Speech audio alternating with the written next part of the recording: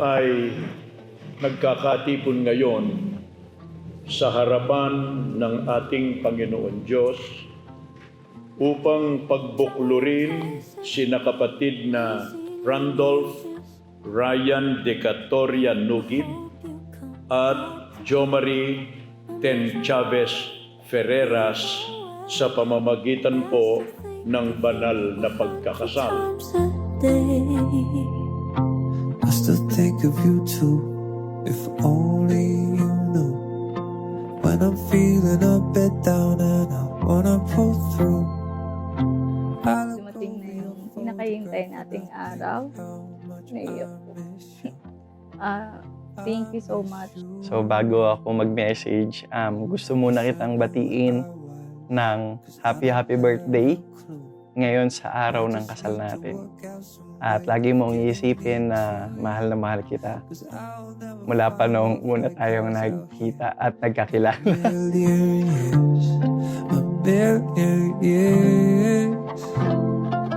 My location unknown, trying to find a way back. Alam mo naman, yung pagkakasal panghabang buhay to. Hindi pwedeng panandalian lang.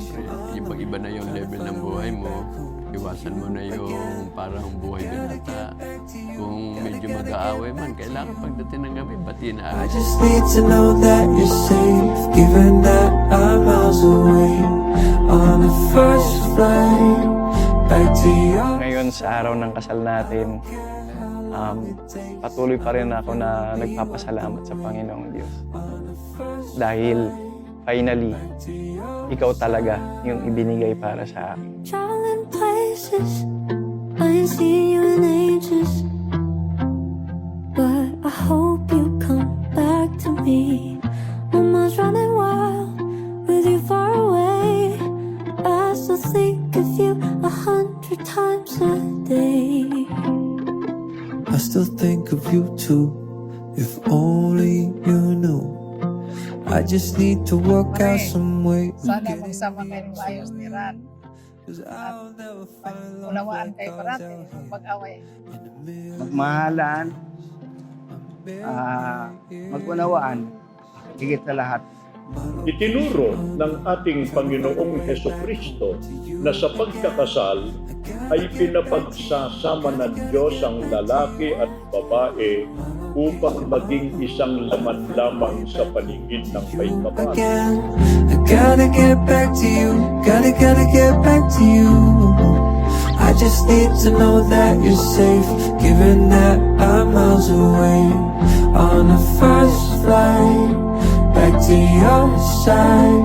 I don't care how long it takes, I know you'll be worth the wait on the first flight back to your side. Naiisip ko pa lang, masaya na ako eh. Kapag uuwi ako ng bahay, no, ikaw na yung sasalubong sa akin. Hindi na yung mga aso yung sasalubong sa akin. Ayun, sana lagi tayong maging masaya kahit maging mahirap yung buhay man. Dahil dito, iiwan ng lalaki ang kanyang ama at ina at makikisama sa kanyang asawa. At ang dalawa ay magiging isang laman. Kaya hindi na sila dalawa kundi isang laman. Ang pinapagsama nga ng Diyos ay huwag papaghiwalayin ng tao.